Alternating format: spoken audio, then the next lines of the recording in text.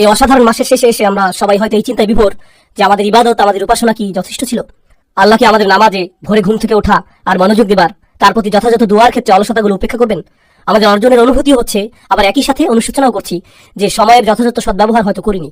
আর আমাদের সবারই এই অনুভূতি হচ্ছে, কেউ কারো চাইতে ভালো অবস্থানে নেই আমরা, শুধু আল্লাহই জানেন আমাদের অবস্থা। তাই বাহ্যিক অবস্থা আর এই যে আমি এখানে দাঁড়িয়ে আপনাদের উদ্দেশ্যে কথা বলছি আর আপনারা শ্রোতা হিসেবে আমার কথা শুনছেন, এটা কিন্তু আপনাদের চাইতে আমার অবস্থানকে সম্মানিত বলে প্রমাণ করে না। আমরা সবাই আল্লাহ আজ্জা জাল্লার সামনে একই স্থানে অবস্থান করছি, আর এটা নিয়ে আমাদের সবারই চিন্তা করা দরকার। কিন্তু একই সাথে আমাদের দিনে এমন অনন্য কিছু আছে যেটা আমি আপনাদেরকে বলতে চাই। এই যে আমরা এই মাসকে বিদায় জানাচ্ছি, এটা আমার মতে খুবই গুরুত্বপূর্ণ, আর সেটা হলো ক্ষমার ব্যাপারে আমাদের ধারণা। এই মাসের বড় অনুপ্রেরণাগুলোর একটি হলো মাসটির প্রতিদিনই চাইলে আমরা আল্লাহর ক্ষমা অর্জন করতে পারি, আমাদের জীবন নতুন করে শুরু করতে পারি। এটাই হলো এই মাসের সবচেয়ে বড় অনুপ্রেরণা, বড় উপহার। আর প্রত্যেক মুসলিমের এই বিষয়ে ভালোভাবে জানা দরকার, বিশেষ করে এই শেষ দিনগুলোতে। শেষের এই প্রত্যেকটি দিনই হতে পারে যে আপনার খাতা মুছে ফেলা হচ্ছে, আমার খাতা মুছে ফেলা হচ্ছে। আমরা যত গুনাহ করেছি সবকিছু মুছে ফেলা হচ্ছে, নতুন করে আবার শুরু করতে পারছি। আমরা যেন সদ্যজাত কোনো শিশুর মতো হয়ে গেছি, একদম শিশুর মতো। যদি আমরা এই শেষ কিছু দিনের, বিশেষ করে শেষ কিছু রাতগুলোর সঠিক সদ্ব্যবহার করতে পারি, আমাদের এই দৃষ্টিভঙ্গি হওয়া উচিত। কিন্তু একই সাথে দেখতে হবে যে কোরআনে শাস্তিপ্রাপ্ত প্রচুর মানুষের আলোচনা করা আছে। কোরআন ভর্তি জাহান্নামের বর্ণনা। কোরআনে প্রচুর বর্ণনা আছে দুর্নীতিপরায়ণদের, যাদের আমল কবুল হয় না, তাই না? যাদের আমল বিচার দিবসে কিনে নেওয়া হবে, তারা বিচার দিবসে বিস্ময় নিয়ে দাঁড়িয়ে আছে। সূরাতুল হাদীদে বিচার দিবসে অনেক মুসলিমদের কথা বলা আছে যারা আতঙ্কগ্রস্ত। তারা মুমিনদের সাথেই দাঁড়িয়ে আছে, জান্নাতের দিকে এগিয়ে যাচ্ছে, আর হঠাৎ করে একটি দেয়াল এসে পড়লো, আর তারা বলবে, আলাম নাকুন মাআকুম, আমরা কি তোমাদের সাথেই ছিলাম না? আমরা তো একত্রে থাকার কথা। আর তারা বলবে, না না, তোমরা আমাদের সাথে নও। যারা জান্নাতের দিকে যাচ্ছে তারা বলবে, বালা ওয়ালাকিন্নাকুম ফাতানতুম আনফুসাকুম ওয়া তারাব্বাসতুম ওয়া তাবতুম ওয়া গাররাতকুমুল আমানিয়্যু হাত্তা জাআ আমরুল্লাহ ওয়া গাররাকুম বিল্লাহিল গুরুর। এটা কিন্তু খুবই ভয়ঙ্কর আয়াত। জান্নাতের দিকে ধাবমান যারা দেয়ালটির অন্যদিকে আছে তারা বলবে, হ্যাঁ তোমরা আমাদের সাথেই ছিলে, কিন্তু তোমরা নিজেদেরকে ফিতনায় ফেলেছিলে, তোমরা দিনকে গুরুত্ব সহকারে নাওনি। ওয়া তারাব্বাসতুম, তোমরা দেরি করেছিলে। তোমরা বলতে যে আমি বদলাবো, আমি হারাম ব্যবসা বন্ধ করব, আমি এই মন্দ কাজটি বন্ধ করে দেব, আমি নামাজকে আরো গুরুত্ব দেওয়া শুরু করব। কিন্তু তোমরা শুধু দেরিই করছিলে, পরে করব, আরেকটু আনন্দ করে নেই। যতদিন বসন্তকাল চলছে, এরপর সিরিয়াস হয়ে যাব। এই জিনিসটি শেষ হলে আমার সন্তানগুলোকে বিয়ে দেওয়ার পর আমি হারাম ব্যবসা ছেড়ে দেব। এসব যা কিছু ছিল, যত অজুহাতি ছিল, তোমরা শুধু মুলতুবি করতে। সেই মানুষগুলো পেছনের লোকদের বলবে, হ্যাঁ আমরা একসাথে নামাজ পড়তাম, আমরা একই এলাকায় থাকতাম, আমরা একে অপরকে সালাম দিতাম, ঈদেও একে অপরকে সাহায্য করতাম, কিন্তু দেখো তোমরা নিজেদেরকে ফিতনায় ফেলেছিলে। অতারাব্বাসতুম অর্তাবতুম ওয়া গাররাতকুমুল আমানিয়্যু হাত্তা জাআ আমরুল্লাহ। আর প্রথমত মিথ্যে আশা তোমাদের ধোঁকায় ফেলেছিল, তারা প্রতারণা করেছে। এর অর্থ কি? তোমরা ভাবতে এতে মন্দ কাজ করার পরেও তোমরা যদি সময় পেয়ে একটুখানি দোয়া করো, একটুখানি নামাজ পড়ো, সেটাই যথেষ্ট। তোমরা ভেবেছো এতটুকুতেই জান্নাতে ঢুকে যাবে। ঠিক যেমন আল্লাহ বলেন, আম হাসিবতুম আন তাদখুলাল জান্নাহ, যেন তোমরা অচিরেই জান্নাতে প্রবেশ করবে। এই ধরনের চিন্তা তোমাদের ধোঁকায় ফেলেছে। অবশেষে আল্লাহ সিদ্ধান্ত এসে গেল, অগররাকুম বিল্লাহিল গুরুর। আর যে ধোঁকা দিত সে খুবই পারদর্শী, সে তোমাদের ধোঁকা দিল, তোমাদের সাথে প্রতারণা করলো। তোমরা একেবারে নিশ্চিত ছিলে যে জান্নাতের গ্যারান্টি পেয়ে গেছো। এই আয়াতগুলো কোরআনে আছে, সেগুলো বেশ ভয়ানক। তো এই ক্ষমা চাবার মাসে যে আমরা আছি, আমরা কি উপায়ে বিভ্রান্তিহীন মানুষ হতে পারি? আমরা কিভাবে নিশ্চিতভাবে জানতে পারি যে আমরা সঠিক পথে যাচ্ছি, যে আমরা আসলে আল্লাহর ক্ষমা ভিক্ষা চাচ্ছি? আর একদিকে আপনারা যদি শুধু এই ধরনের আয়াতই পড়েন, তবে আপনি পুরোপুরি বিষণ্ণগ্রস্ত হয়ে যাবেন যে যাই করি না কেন কিছুই যায় আসে না। আমি জানিও না বিচার দিবসের দেয়ালটি কি ঠিক দিকে থাকবে নাকি ভুল দিকটায়। আমি জানি না আমার তাওবা কি আসলে আন্তরিক নাকি কৃত্রিম, আমি জানি না। তাহলে কিভাবে জানতে পারি? কোরআনের একটি স্থান নিয়ে এত আলিম কথা বলেছেন, কোরআনের এত স্পেশালিস্ট মুতাদাব্বিরিন এটা নিয়ে কথা বলেছেন যে এই স্থানে আল্লাহর ক্ষমাপ্রাপ্তির বিষয়টা সবচেয়ে বিস্তারিতভাবে আলোচনা করা হয়েছে। ইসলামের ক্ষমার দর্শনের পুরো বিষয়টি ব্যাপকভাবে একটি স্থানে আলোচিত হয়েছে। এটা হচ্ছে সূরাতুজ জুমার। আর আমি এখান থেকে কিছু জিনিস প্রথমে আমার নিজের জন্য, এরপর সবার উদ্দেশ্যে আলোচনা করছি। যেমন এই খুতবার শুরুতেই বলেছি যে আমাদের সবার জন্যই এই আলোচনা।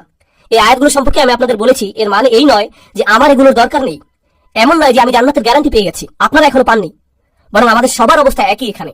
আল্লাহ তাদের সম্পর্কে বলছেন যারা ইসলাম সম্পর্কে কথা বলে। আল্লাহ বলছেন, ওমান আহসানু ক্বাওলাম মিম্মান দাআ ইলাল্লাহ ওয়া আমিলা সালিহান ওয়া ক্বালা ইন্নানী মিনাল মুসলিমিন। আর তার চেয়ে কার কথা উত্তম যে আল্লাহর দিকে মানুষকে আহ্বান জানায় এবং নিজেও সৎ কাজ করে? এর মানে সে নিজেও আমলের ঊর্ধ্বে হতে পারবে না, শুধু কথা বলাই যথেষ্ট না, তার নিজেকেও আমল করতে হবে। ওয়া ক্বালা ইন্নানী মিনাল মুসলিমিন, আর সে স্পষ্টভাবে বলে দেয় আমি মুসলিমদের অন্তর্ভুক্ত। এর দুইটি অর্থ, এক, সে মুসলিম হিসাবে গর্বিত, আর দুই, সে নিজেকে অন্যান্য মুসলিমের চাইতে উত্তম মনে করে না, সে নিজেকে বেশি ভালো মনে করে না। তাই আমরা সবাই একত্রে, সবারই একই অবস্থা। আল্লাহর সামনে অন্তত এই দুনিয়াতে কেউই একজনের চাইতে অন্যজন উত্তম অবস্থায় নেই। আর শুধু আল্লাহই জানেন যে বিচার দিবসে আমাদের অবস্থা কি হবে, আর আল্লাহ এখনো জানেন আমাদের অন্তরের অবস্থা কেমন। যে আয়াতটি দিয়ে আপনাদের বলতে চাচ্ছি এখানে, তা আশা দিয়ে শুরু হয়। এটা গুরুত্বপূর্ণ, কারণ আমাদের দিন আশা দিয়ে শুরু হয়, ভীতি প্রদর্শন দিয়ে নয়। এটা সাবধান বাণী দিয়ে শুরু হয় না, যদিও আমার খুতবা তাই দিয়ে শুরু হয়েছিল, কারণ আপনাদের অনেকেই ছোটবেলা থেকে সবচেয়ে বেশি যেটা শুনে বড় হয়েছিলেন তা হচ্ছে ইসলাম ভয় প্রদর্শন দ্বারা পূর্ণ। আমাদের দিনে অনেক ভয় দেখানো হয়েছে, এটা করলে আল্লাহ তোমাকে ধরবে। বাচ্চাকাল থেকে বাবা মা এটা বলে আসছে, তুমি হারাম কিছু করলে আল্লাহ তোমাকে অনেক শাস্তি দেবেন, এই ধরনের শাস্তি, জাহান্নামে ওই ধরনের শাস্তি, এই শাস্তি। এগুলো কোত্থেকে শুরু হয়? কুল, নবীজিকে বলতে বলা হচ্ছে কুল, ওদেরকে বলে দিন। এই কুলটি গুরুত্বপূর্ণ, কারণ মুসলিমদের জন্য তখন আশার বাণী তাদের রাসূলের মুখ থেকেই শোনা জরুরি ছিল সাল্লাল্লাহু আলাইহি সাল্লাম। আর এই সুন্নতের ধারাবাহিকতা রক্ষায় আমরা এই আশা কিন্তু শুধু কিতাব থেকেই পাই না, বরং যারা রাসূল সাল্লাল্লাহু আলাইহি সাল্লামের উত্তরাধিকার বহন করেন তাদের কাছ থেকে আশা পাই। এই লিগ্যাসি বহনকারী হিসাবে আপনি আমি আমাদের উচিত ছিল অন্যদের আশার বাণী শোনানো। এই কুল শব্দের মধ্যেই, এই কুল শব্দটির মধ্যেই এই বিষয়টা সন্নিহিত। কুল ইয়া ইবাদিয়াল্লাযীনা আসরাফু আলা আনফুসিহিম, তাদেরকে বলে দিন আমার বান্দারা, আমার দাস, আমার বান্দা যারা নিজেদের বিরুদ্ধে চলে গিয়েছো। আরবিতে ইসরাফ মানে সীমা অতিক্রম করা, উচিতের বাইরে চলে যাওয়া। যদি আপনি বেশি খেয়ে খাবার গলা পর্যন্ত চলে এসেছে এমন অবস্থা হয়, তাহলে আপনি খাদ্য গ্রহণে ইসরাফ করেছেন, বেশি খেয়ে ফেলেছেন। যেখানে বেশি খরচ করা উচিত নয় সেখানে অতিরিক্ত খরচ করে ফেললে আপনি খরচই ইসরাফ করেছেন। প্রতিশোধ নিতে গিয়ে কারো উপরে চরের বিপরীতে যদি 10 গুণ চর দিয়ে বসেন, তাহলে আপনি প্রতিশোধ গ্রহণে ইসরাফ করলেন। ইসরাফ মানে বাড়াবাড়ি করে ফেলা। আল্লাহ বলছেন আমার বান্দারা যারা নিজেদের বিরুদ্ধে বাড়াবাড়ি করে ফেলেছো, তারা অনেক ক্ষেত্রে যা করার তার চাইতে বেশি করে ফেলেছে। কিন্তু আল্লাহ বলেননি ইসরাফ কোন ক্ষেত্রে, সম্পদের ইসরাফ নাকি কথাবার্তার ইসরাফ নাকি গাফলতির ইসরাফ। ইসরাফটা কিসের এখানে, বাড়াবাড়ি কোথায় হয়েছে? আল্লাহ এটা নির্দিষ্ট করেননি, কারণ আমরা অনেক কিছু দিয়ে বাড়াবাড়ি করি। আপনি অতিরিক্ত অলস হতে পারেন, আপনি বাড়াবাড়ি ভাবে রাগী হতে পারেন, আপনি অতিরিক্ত লোভী হতে পারেন, আপনি অনেক কিছুতেই বাড়াবাড়ি করতে পারেন, অনেক কিছুতে অতিরিক্ত করতে পারেন। আর আল্লাহ বলছেন তোমরা যে বাড়াবাড়ি করে ফেলেছো নিজেদের বিরুদ্ধে, এটা আরেকটা জিনিস। আল্লাহ কিন্তু বলতে পারতেন ইয়া ইবাদিয়াল্লাযীনা আগলামু, যারা পাপ করেছো, যারা ইরতাকাবু সাইয়্যাতু, পাপ কাজ সংগ্রহ করেছো। না, বরং বললেন আসরাফু আলা আনফুসিহিম। এটা কি ইঙ্গিত দিচ্ছে? ইসরাফ হয় যখন কেউ নিজের জন্য বেশি বেশি চায়, আর নিজের জন্য বেশি চাওয়ার কারণে আপনি ভাবছেন এটার ফলে আপনি বেশি কিছু পাবেন। আর আল্লাহ এই আয়াতের বাস্তবতা বলছেন, তিনি বললেন আসরাফু আলা আনফুসিহিম, তিনি লি আনফুসিহিম বলেননি। তিনি বলেছেন তোমরা নিজেদের বিরুদ্ধে বাড়াবাড়ি করেছো, নিজের জন্য করনি।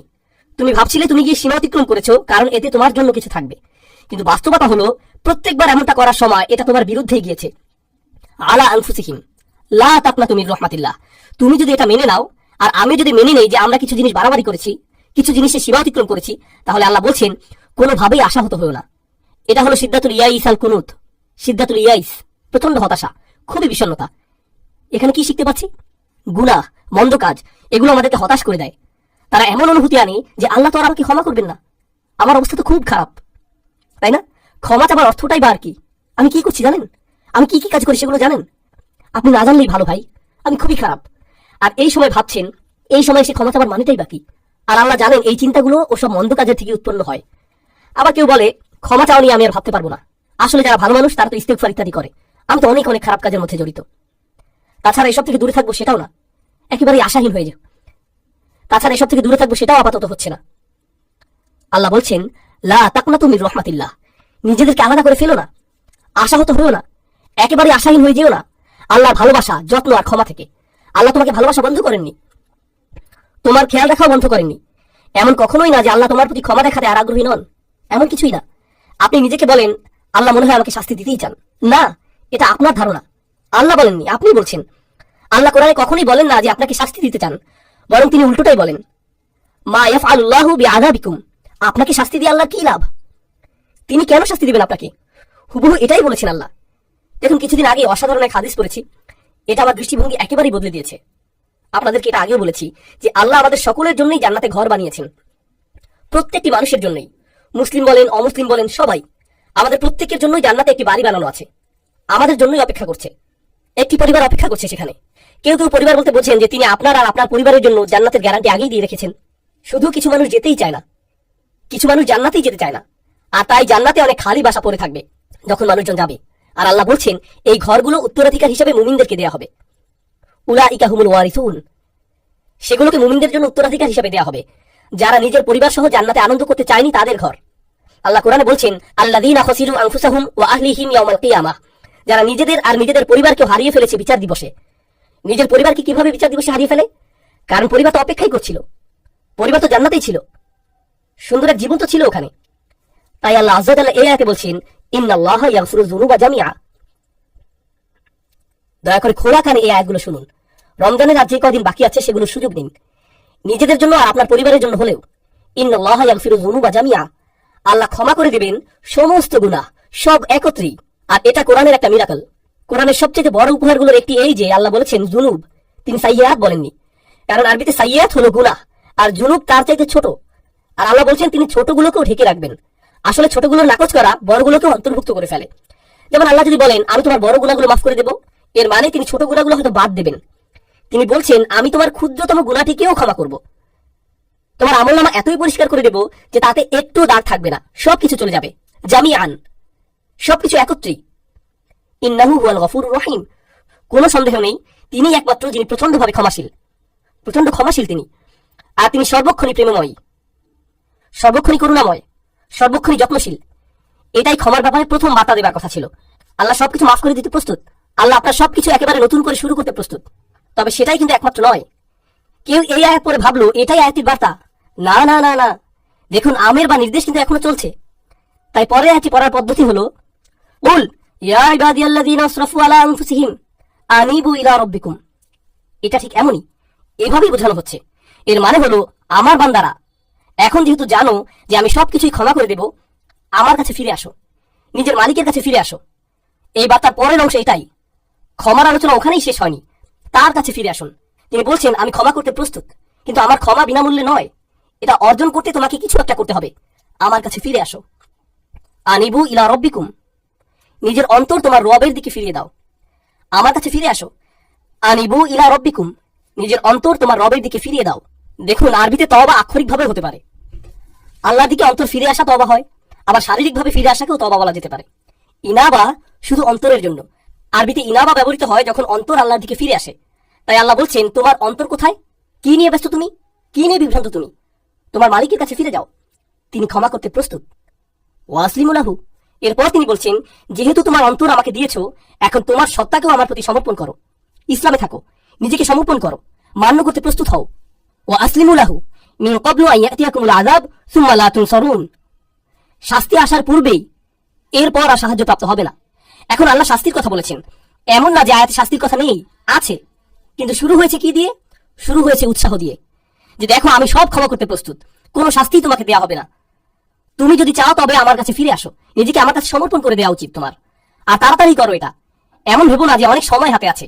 এমন লোকদের অন্তর্ভুক্ত হলো না বিচার দিবসে যাদেরকে বলা হবে তারা বাস্তুম, ভেবেছিলে তোমাদের হাতে অনেক সময় যে দেরি করলেও হবে, তাই না? এটা যেন ফি মাআলাতা আখারতুম, তুমি বিলম্ব করেছিলে, অনেক সময় আছে আরো, থাকুক, বাদ দাও। এই ধরনের কথাবার্তা, এমন ধরনের লোক হবে না। আল্লাহ বলছেন শুরু করে দাও মিন ক্বাবলি। এই মিনকে বলে মিনাত তাজিল, শাস্তি আসার ঠিক আগে আগে। আমি বলছি শাস্তি হতে কিন্তু দেরি নেই, কাছেই। বিচার দিবসের কথা বললে অনেকে মনে করেন বিচার দিবস অনেক দেরি, তাই না? ইন্নাহুম ইয়ারাউনাহুম বাঈদা, তারা মনে করে ওটা হতে অনেক দেরি। অনারাহু করিবা, আল্লাহ বলছেন আমরা দেখছি যে এটা শীঘ্রই। কিন্তু আমাদের প্রত্যেকে আমরা কখন যাব? আমরা কি ঈদের দিন আদৌ দেখতে পাবো? কে জানে, কে জানে আমরা কবে যাব?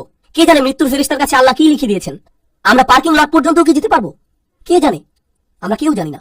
আর আমাদের মৃত্যু হলেই মান মাতা ফাকাদ কামা কিয়ামাহু, যে চলে যায়, যেই মারা যায় তার কিয়ামত শুরু হয়ে যায়। আপনার কিয়ামতের জন্য ইয়ামুল কিয়ামা, পুনরুত্থান দিবসের জন্য অপেক্ষা করতে হবে না। এক সেকেন্ডেরই ব্যাপার এটা। আর ফেরেশতা যখন চলে আসবেন তিনি বলবেন না ও সরি আপনার 5টা একটা মিটিং আছে না, তাহলে পরে আসছি।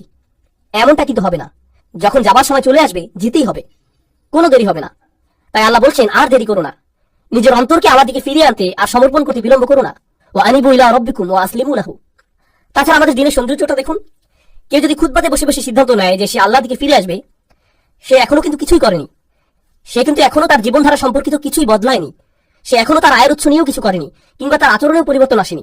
সে শুধু অন্তরে নিয়ত করেছে যে সে ভিন্ন মানুষ হয়ে যাবে। আর সে বের হয়ে যাবার সময়, কিংবা সে তার পরিবারের সাথে দেখা করার আগেই আল্লাহ হয়তো তার জীবন নেবার সিদ্ধান্ত নিলেন, সে ক্ষমা পেয়ে যাবে। সে তো পরিষ্কার, সে আল্লাহর দিকে ফিরে এসেছিল, এটাই যথেষ্ট। সুবহানাল্লাহ। আমি একজন লোককে চিনতাম নিউ ইয়র্কের এক মসজিদে, বেশ বড় মসজিদ, ম্যানহাটনের 96 স্ট্রিট, সেখানকার সবচেয়ে বড় মসজিদ। আর এটার সামনেই বিশাল বড় একটা অ্যাপার্টমেন্ট কমপ্লেক্স। সেখানে এক হিন্দু লোক বাস করত। মসজিদটাও সেখানে যুগ যুগ যাবত ছিল। সে প্রতিদিন সেই দিক দিয়ে যেত আর শুনতো, কারণ তারা মাইকে আজান দিত। তো তিনি আজান শুনতেন, সবসময় সেটা শুনতে পেতেন। 96 বছর বয়স, মসজিদে এসে বললেন আমি মুসলিম হতে প্রস্তুত। 96 বছর বয়স, শাহাদা পাঠ করলেন। 2 দিন পর মারা গেলেন। 96 বছরের শিরক, 96 বছরের গাফলা। এরপর তিনি আল্লাহর কাছে ফিরে এলেন, সেটাই যথেষ্ট হয়ে গেল। সব পাপ মুছে ফেলা হলো, সকল মন্দ কাজকে ভালো কাজে পরিণত করে ফেলা হলো তার জন্য। ইন্না লিল্লাহি ওয়া ইন্না ইলাইহি রাজিউন। এটাই আল্লাহর দয়া, কার প্রতি এটাই আল্লাহর ভালোবাসা যে চলে যাবার পূর্বেই আল্লাহ তাদের ফিরে আসতে দেন। ওয়া আনিবু ইলা রাব্বিকুম। এটা শুধু অমুসলিমদের প্রতি আহ্বান নয়, আমাদের জন্য, আমাদেরও আল্লাহর কাছে ফিরতে হবে।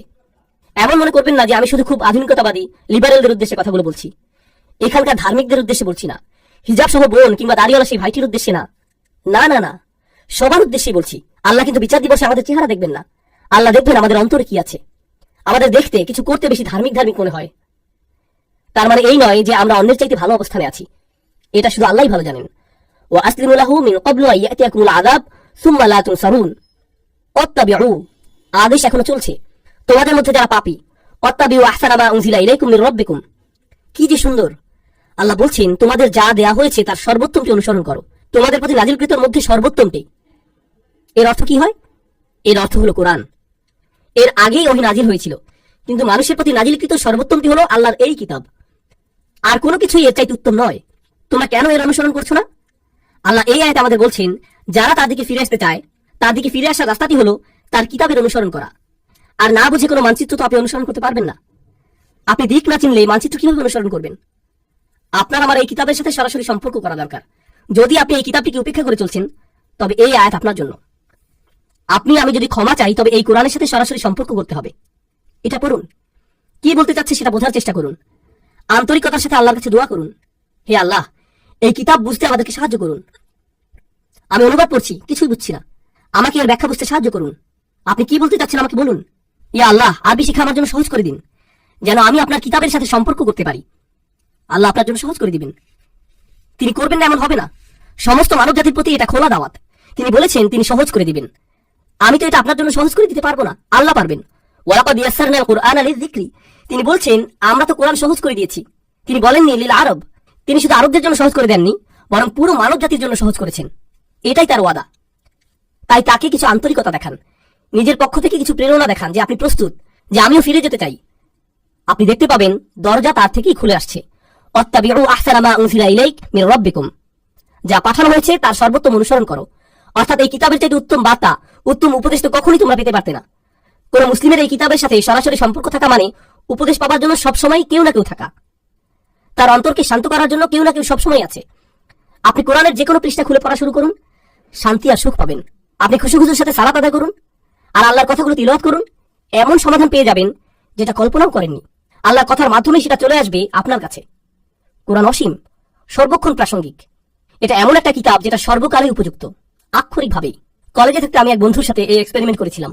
তাকে বললাম, বন্ধু সবাই তো বলে কোরআন হিদায়েত, চলো একটা এক্সপেরিমেন্ট করি। প্রত্যেকবার আমাদের কোনো সমস্যা হলেই চলো কোরআনের কোনো একটা পৃষ্ঠা খুলে পড়া শুরু করি, দেখি কোনো সমাধান পাই কিনা। আমরা এমন 2-3 মাস যাবত করলাম, আর সুবহানাল্লাহ আমরা প্রতিদিন মিলাতাম। আমি এটা পেয়েছি, এই সমস্যা হয়েছিল, আর এই আয়াত পেয়েছি, আর আমি এটা খুঁজছিলাম না, শুধু কোরআন পড়ছিলাম আর সেটা চলে এলো। এটাই আমার জন্য আল্লাহ সমাধান। দেখলেন, আমার জন্য আল্লাহর উপদেশ এটা। সুবহানাল্লাহ, কি অসাধারণ ব্যাপার। এমনই তো হবার কথা ছিল। আমাদেরকে দেয়ার এর চাইতে উত্তম আর সুন্দর জিনিস আর কি হতে পারে, তাই না? এরপর আল্লাহ বলছেন ওয়াত্তাবিউ আহসানা মা উনজিলা ইলাইক মির রাব্বিকুম মিন ক্বাবলি আন ইয়াতিয়াকুমুল আযাবু বাগতাতান ওয়া আনতুম লা তাশউরুন। শাস্তি তোমার উপর আসার আগেই, হঠাৎ করে, তুমি কিছু বোঝার আগেই। অন্য কথায়, যারা আল্লাহর কথাগুলো জানে এরপরেও আল্লাহর দিকে ফিরে আসার চিন্তা করে না, তাদের শাস্তি তো আসবেই। কারণ আল্লাহ তো তাদের রাস্তা দেখিয়েছেন। দেখো, আমি তোমাদেরকে ক্ষমা করতে চাই, এই যে নাও কিতাব, নাও এটা। আপনি যদি না নেন তবে আল্লাহকে এরপর দোষ দিতে পারবেন না। তাই পরের আয়াতগুলো হলো যাদের ক্ষমা নিয়ে ভুল ধারণা আছে তাদের সম্পর্কে। এটাই হলো ক্ষমার আসল বুঝ। এই রাস্তা দিয়ে আপনার যাবার কথা। আল্লাহ ক্ষমা করতে প্রস্তুত আছেন যদি আপনি পিছনে ফিরে আপনার বাড়াবাড়ির জীবন, গুনাহের জীবন ছেড়ে চলে আসতে চান তার কাছে। আর যদি ওহির মধ্যে সর্বোত্তম ওহির অনুসরণ করতে চান, যদি তা করতে চান, তাহলে ক্ষমার দরজা খোলা আছে। তবে আপনি আশায় পরিপূর্ণ থাকবার কথা। আল্লাহ আমাদের সবাইকে ক্ষমার যোগ্য বানিয়ে দিন। এরপর অন্যদিকে যখন হঠাৎ করে শাস্তি চলে আসে, আচ্ছা দেখুন, এগুলো সবকিছুই কিন্তু বহু বচনে ছিল, আয়াতটি ছিল বহু বচনে। এর মানে কি জানেন? যে পুরো সমাজকে বলা হচ্ছে যেন ঠিক হয়ে যায়, যে আমাদের একে অন্যকে আল্লাহ নিকটবর্তী হবার ব্যাপারে উৎসাহ দেবার কথা, আমাদের একে অপরকে পেছনে ফেলে আসার কথা না। কিন্তু একটি দিন আসছে, যখন সেই দিন আসবে কোনো সমাজ তখন থাকবে না। আমরা সবাই সেদিন একা হব, সবাই বলবো নাফসি নাফসি, আমি নিজে আমি নিজে। সেদিন কোনো একত্রিত পরিবার থাকবে না। দেখুন, আমরা পরিবার সহ বেড়াতে যাই, সবাই মিলে একত্রে গাড়িতে উঠি, সবাই একসাথে যাই, কিন্তু সেই সফরে সবাই একাই ভ্রমণ করবে। আপনি আপনার পরিবারের সাথে থাকবেন না, এমন তার হবে না। আর সেই দিনে এখন আয়াতগুলো সব এক বচনে। তাই সে বলছে আন তাকুলা নাফসুন ইয়া হাসরাতা আলা মা ফাররাততা ফি জামবিল্লাহ ওয়া ইন কুনতু লামিনাস সাখিরিন। এই আয়াতগুলো এতটাই প্রাসঙ্গিক, আল্লাহ আমি অনেক ইমেইল পাই যাদের এমন কোন সমস্যা, আমি তো অবাক, ১,৫০০ বছর পরে ওই সমস্যাগুলো বদলে যায়নি। সেদিন এমন লোকও থাকবে যারা বলবে, হে আল্লাহ, ইয়া হাসরাতা শেষের আটি ইয়াতেও রূপান্তরিত হতে পারলো না, কারণ ইয়া মুচকি হাসির কাছাকাছি। লোকটি তার কারাহা, তার হুজুনের জন্য ইয়া উচ্চারণ করতে পারছে না। হায় হায়, কি অনুশোচনা আমার, এ কি করে ফেললাম আমি। এমনটাই সে বলছে, ইয়া হাসরাতা আলা মা ফাররাতু ফি জামবিল্লাহ, যে আমার থেকে যে আশা করা হয়েছিল তার চেয়ে অনেক কম করে ফেলেছি। আল্লাহর উপস্থিতিতেই, আল্লাহর সান্নিধ্যেই আপনাদেরকে বুঝিয়ে বলার চেষ্টা করছি। এখানে কি বলছে, আল্লাহ শুরুতে বলেছিলেন তোমরা শুধু বাড়াবাড়ি করো, তোমরা সীমা অতিক্রম করো শুধু, আর শুধুমাত্র সেসব জিনিসই তোমরা ছাড়াছাড়ি করো যেগুলো আল্লাহ চান যে তোমরা করো। এটাকে বলে তাফরিদ, প্রত্যাশা থেকে কম করা। আর ওই লোকটি, আয় হায়, আমি প্রত্যাশা থেকে কম করে ফেলেছি, ঠিক আল্লাহ সংস্রবে থেকেই। আর আল্লাহ সংস্রব মানে কি? ফি জামবিল্লাহ। কুরআন বলছে ওয়াসাহিবিহি বিল জামব, যে আপনার পাশেই বসে আছে। জাম্প মানে আল্লাহর ঠিক সাথেই। আপনি মসজিদের কাছেই থাকতেন, আপনি মুসলিমদের পাশেই বসে আল্লাহর কিতাব থেকে উপদেশ শুনতেন, আপনি কোরআনের তেলাওয়াতও শুনতে পেতেন, আপনার পরিবারের লোকেরা আপনাকে নসিহত দেওয়ার চেষ্টা করত, আর সবাই আপনাকে এভাবে আল্লাহ সংস্রব দিত। আল্লাহ সংস্রব মানে প্রথমত আল্লাহ নিজেই নিকটবর্তী, ফাইন্নী করিব। দ্বিতীয়ত যারা আপনাকে আল্লাহ স্মরণ করিয়ে দিত তাদেরকে দূরে ঠেলে দিতেন। আরে যা করছি যাও তো, আরে যা করছি করতে দাও তো, আমি কি করবো তোমাকে বলতে হবে না, উপদেশ দেওয়া বন্ধ করো, আমার দরকার নেই উপদেশের, আমি ঠিক আছি, ভালোই আছি, আমার বাণী শোনার দরকার নেই এখন। লোকটি বলছে, হায় হায়, কি করলাম আমি কিভাবে শৈথল্য করলাম, আমি সহজেই উঠতে যেতে পারতাম। এরপর সে কারণ দর্শাচ্ছে। তরুণ ভাইরা দয়া করে শুনুন, সে কারণ দিচ্ছে কেন সে শৈথিল্যতা করেছিল। সে বলছে ওয়াইন কুনতা লামিনাস সাখিরিন, আমি ঠাট্টা বিদ্রুপকারীদের মধ্যে অন্তর্ভুক্ত ছিলাম, আমি সব কিছুকে কৌতুক মনে করেছিলাম, আমি সব কিছুকে হাওয়ায় উড়িয়ে দিতাম, ধুর, মসজিদের প্রতি এমনই আচরণ করতাম আক্ষরিকভাবেই। সাখির, আমি পাত্তাই দিতাম না। অনেক মানুষ আছে না আল্লাহর ক্ষমার উপর ভরসা হারিয়ে ফেলে। এই আয়াত তার পরের ধাপ বলছে, এটা যারা ক্ষমাকে পাত্তাই দেয় না তাদের কথা বলছে। তারা মনে করে এইসব মজা, কিসের জন্য ক্ষমা, ও বিচার দিবস, আচ্ছা, এটাকে তারা গুরুত্বই দিত না। এখন এই লোক বিচার দিবসে দাঁড়িয়ে চিৎকার করছে, হে আল্লাহ, কিভাবে আমি এটাকে পাত্তা না দিয়ে থাকলাম, এটা কি কেন কৌতুক মনে করলাম।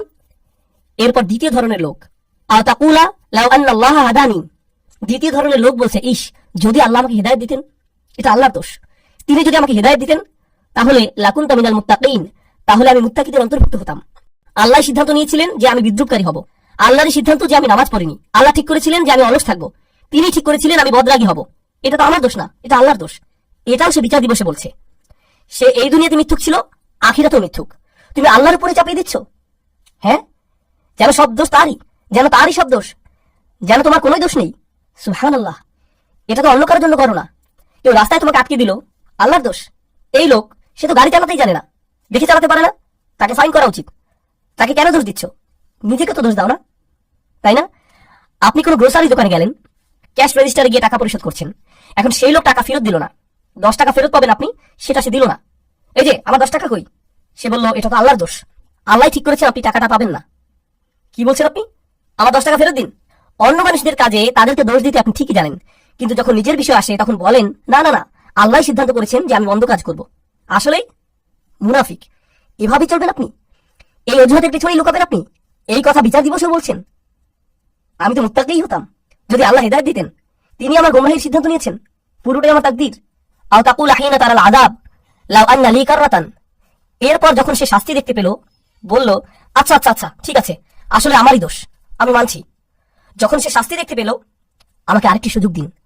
লাউ আন্না লি কাররাতান, যদি আমি আরেকটি সুযোগ পাই, ফা আকুনা মিনাল মুহসিনিন, আমি তবে শুধু মুসলিম না, শুধু মুমিন না, আমি মুহসিনিনদের অন্তর্ভুক্ত হয়ে যাব।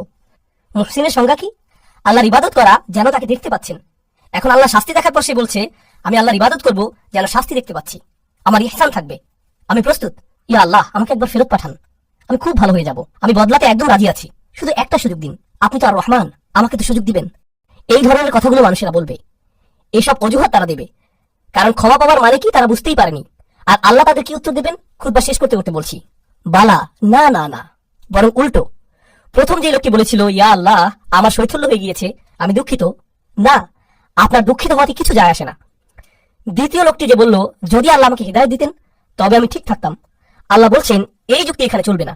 বালা, ইয়া আল্লাহ আমাকে আরেকটি সুযোগ দিন, এবার ঠিকই ভালো হয়ে যাব, সত্যি বলছি, এবার সবকিছু ঠিকঠাক মতো করবো, খুবই গুরুত্ব সহকারে করবো, আর ঠাট্টার পাত্র বানাবো না এবার।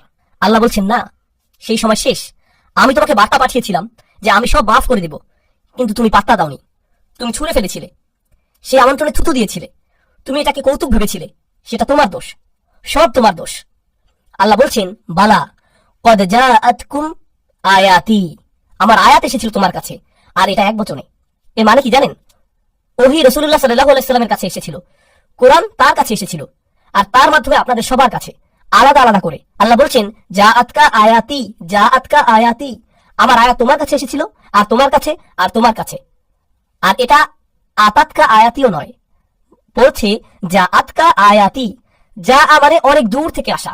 আমি সপ্ত আসমান থেকে কোরআন পাঠিয়েছিলাম, অগণিত ফেরেশতা সহ পাঠিয়েছিলাম আল্লাহ শেষ রসুল সাল্লাল্লাহু আলাইহি সাল্লামের কাছে। তিনি রক্তাক্ত হয়েছিলেন যেন তুমি একদিন কোরআন পড়তে পারো, আমরা যেন কোরআন তেলাওয়াত করতে পারি। এজন্য মানুষ জীবন দিয়েছে, মানুষ জীবন বিকিয়ে দিয়েছে যেন একদিন মানুষ লা ইলাহা ইল্লাল্লাহ বলতে পারে, যেন একদিন কিতাবটি খুলে ফাতিহা পড়তে পারি। সে আয়াত তোমার কাছে এসেছিল, ফাকাযযাবতা বিহি, আর তুমি ভেবেছিলে এই সবকিছু মিথ্যে, সেগুলো উপেক্ষা করেছো। অস্তাকবারতা, তুমি অহংকারপূর্ণ ছিলে, আমার বাণীর প্রতি আর আমার কিতাবের প্রতি অহংকার করেছিলে। এত দূর থেকে আসা বার্তাকে উপেক্ষা করার সাহস করেছো তুমি, এটাই তুমি ছিলে না? ওয়াকুনতা মিনাল কাফিরিন, তুমি তো সবসময় কাফির ছিলে।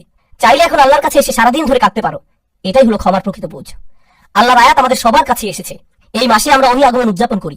এই মাসে আমরা বলতে পারি, ইয়া আল্লাহ, আপনার আয়াত এসেছে আমার কাছে, আমাদের সবার কাছে আপনার আয়াত এসেছে, আর আমরা এগুলোর প্রতি অহংকারী হব না, আমরা এগুলো উপেক্ষা করব না, আমরা গুরুত্ব সহকারে নেব সেগুলো।